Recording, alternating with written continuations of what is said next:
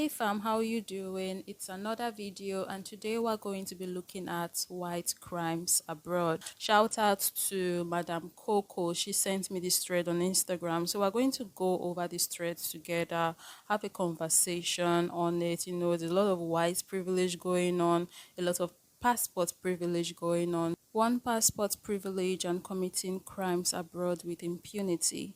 Let's talk about how US nationals, Germans, British, Canadians, Australians, etc., predominantly white countries, can travel to overexploited nations, commit horrible crimes, and then leave without consequences. Kenyan woman allegedly murdered by British soldier has been denied justice because she was a sex worker. Agnes Wanjiru, murdered by a British soldier. The soldier told a fellow squad member he killed Miss Wanjiru, whose body was found with stab wounds before placing her in a septic tank. Her murderer walks free. U.S. missionary Winnie Batch and her NGO serving his children operate an illegal medical facility in Jinja, Uganda between 2010 to 2015, resulting in the deaths of at least 105 Ugandan children. Renee and Bod are free. No criminal charges have been made. Gregory Dow, American missionary to Kenya, a known ex-offender, was supported by his church in Lancaster to open an orphanage for vulnerable children in Kenya. Dow is not free, but only because of the work of our dear friend Maggie. Christian Aid Missionaries and Jerry Mast. Remember the group of missionaries kidnapped in Haiti recently? They were part of an organization who knowingly allowed a predator to stay on staff and work with vulnerable children at an orphanage. Christian Charity says its managers knew for years one of their missionaries admitted to children. British Airways pilot Simon Wood SA children in orphanages within both Kenya and Uganda for years. People knew but kept quiet. He came with donations and played music for the kids. He bought access to his victims like so many predators do. Remember when Oxfam top leadership in Haiti was found to have hired underage trafficking victims for Arwood after the earthquake? Remember, for years, Oxfam worked to cover this up and is still continuing to perpetrate this same harm still today. UN peacekeepers are especially violent towards women and girls in Congo. Of the 2,000 SA and exploitation complaints made against UN peacekeepers and personnel worldwide over the past 12 years, more than 700 occurred in Congo. Peace Corps hiding crimes committed by staff. Most recently uncovered was Peterson, committing vehicular homicide while drunk of Tanzanian woman Rabia Issa. Peace Corps flew him out of the country the next day and kept him on salary for 18 months after. Pay attention to the diplomatic power dynamics between countries. We know when foreign perpetrators will be prosecuted and when they will be prosecuted to the fullest extent of the law. Passport privilege and whiteness give you a free pass to commit crimes abroad. We are not surprised that these people have committed such atrocities. I mean, they do have a track record. I am personally of the opinion that the reason why they were placed here on earth by whoever the demon was that placed them here was just to spread darkness. We can come to that conclusion already, can we not? Also not surprised they were missionaries. I mean, again, track record available to look at here. They weren't good in the past. Of course, they're not going to be good in the present. Definitely not going to be good in the future either. And that brings me to my point. What exactly do we need missionaries coming over to countries to do these days? There is nobody that have not heard of Jesus Christ. Can you please stay in your homes and let the people who know Jesus in their countries do the missionary work within their countries? Like, why are we letting missionaries still into our countries? What are you coming to do? We already know of Jesus. We decide if we want to serve him or not. You can't convince us. I mean, we have pastors in the countries. We have churches in the countries. Why are we still letting missionaries into Africa? Just like in the past, they came with the face of Jesus and they came with the face of spreading his word and spreading Christianity whilst doing all the terrible things that they did while covering it with the Bible. Now that's exactly what they are doing. It's about time we start dealing with these people like we're dealing with the devil, because that's definitely what we are dealing with. It's about time when we want to eat with these people, we eat with a very long spoon, because that's how we are supposed to be eating with them, like from a distance with a very long spoon. So if they want to reach out to you in a weird way, you just use a spoon on their head. It's about time we start seeing these people as spies and suspects, because that's exactly what they are. Suspects and spies from the pits of hell. Because it's suspicious that you have poor people in your country, but you want to come and help other people. It's highly suspicious that you would rather help strangers than you would help home. What is your mission?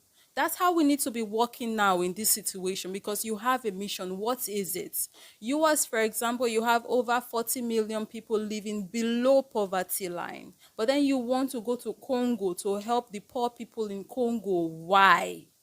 Why? Why are we not asking the questions why? People drinking terrible waters in your country, but you are coming here to build wells and drill borehole. Why? I'm sick of this white saviorism. I'm sick of it. They've never saved anyone and they would never save anyone. They would put you in shitty positions and then come to save you. Whilst they're coming to save, they're putting you in more shitty positions so they can come next time to save you again and put you in worse situations than they've left you the 2 previous times they came. It's about time we stop these people, inhibit them from coming over in the guise of coming to help by building wells, orphanages, helping the people, medical assistance, because they are like the devil when he gives. When the devil gives you one thing, he's taking like 5 other things from you at the same time. He leaves you worse than he met you. When the devil gives you something with his right hand, whilst you are happy, smiling so wide with your eyes all squinted up, you can hardly see, he's taking like 5 other things from you at the same time. Only the devil helps you solve one problem and then leaves you with 10 other problems. Exactly like these people. Although the thread only mentioned Haiti and few countries in Africa, but we know that other developing countries from other continents like Asia, for example, are also going to be a target as well. The truth is there's so much work that we need to do as a people, because we need to be the one to bring these people to justice, because they are not going to bring themselves to justice. They are not going to bring their own people to justice. They cover up their crimes and promote other people's crimes. They cover up their evil deeds and promote other people's evils. That's why we need to start promoting their evils as well and letting the world know exactly what these people truly are, who they truly are. And this brings me to my next point, which is the privilege that their passport gives them. They can literally almost go to any country they want to very easily because of the countries they are from and the passports that they hold. We need to start working on the unequal privilege that these people have to move around like they can. Like, why can they move around so easily to literally anywhere they want to, when other people do not have the exact same privilege? Like, people have to wait and wait and wait for visa, but then you can decide today you want to go to whatever and then you are there whenever you want to. Why are they so free to move around? What's with the wings that we are not clipping? What's with the wings that we are not clipping? Me frustratingly saying we should clip their wings, while at the back of my mind I know that people who have tried to clip their wings ended up dead. More often than not, we're always talking about how the leaders are not doing shit in Africa, but I feel like sometimes we forget that good leaders have come and tried to do stuff and they end up killing them. And this is something we've been seeing in history, we've seen over time, it's still happening to this day. I'm going to put a clip up. It's not related to the topic at hand, but it's just an example that we have leaders in Africa who are fighting so hard to get things going on here, but these people won't let these things happen. Most Africans were told that Muammar Gaddafi was killed because he was a dictator and a terrorist. But were those really the reasons behind his assassination? Libya was sinking in poverty before Gaddafi, but after Gaddafi became the president, Libya became one of the richest countries in Africa. After making Libya's GDP per capita the highest in Africa, he wanted to unite Africans into the United States of Africa. He then went ahead to demand a compensation of $777 trillion from all countries that colonized Africa as payment for the 400 years of slavery that Africans went through in their hands. Gaddafi also strengthened ties with neighboring countries such as Egypt, Morocco, Syria, Tunisia, Chad, amongst others, as well as maintaining close relations with countries like France and Russia.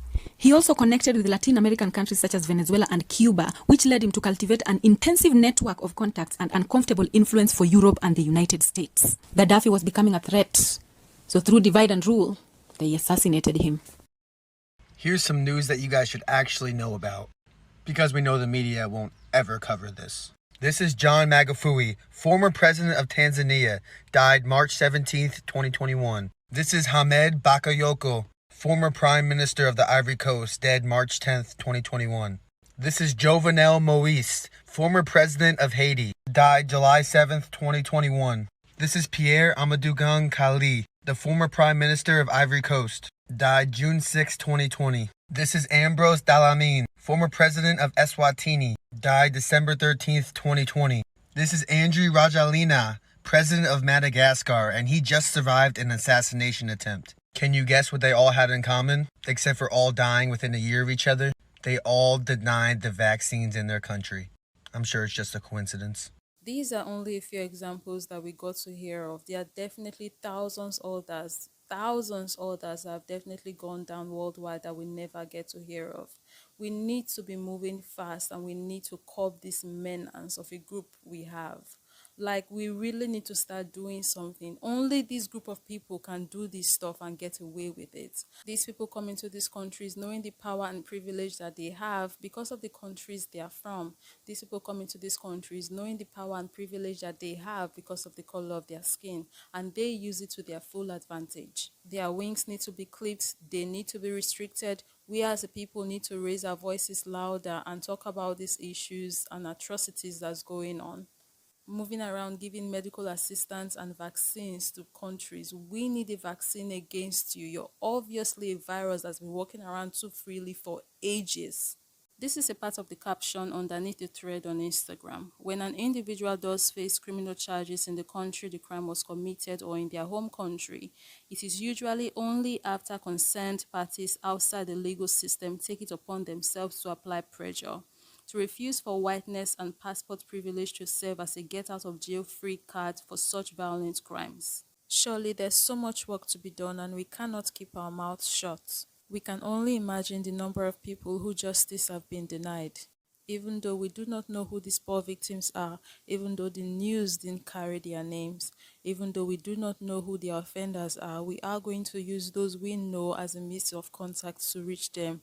It may seem like these criminals have escaped and justice have eluded them, but like my mom would always say, every day for the thief and one day for the owner. Justice truly would prevail. I strongly believe that. It may not happen in this lifetime, like the Bible would say. The punishment is going to be passed on up to the fifth generation even. We cannot get tired. We are not going to stop talking about these issues. We are not going to stop bringing awareness to these topics. We are not going to stop fighting for equality and justice. In the comments, what other examples come to mind when you consider passport privilege and committing crimes abroad with little to no consequence? What ways can we work collectively to change this, making sure victims have legal representation and media exposure?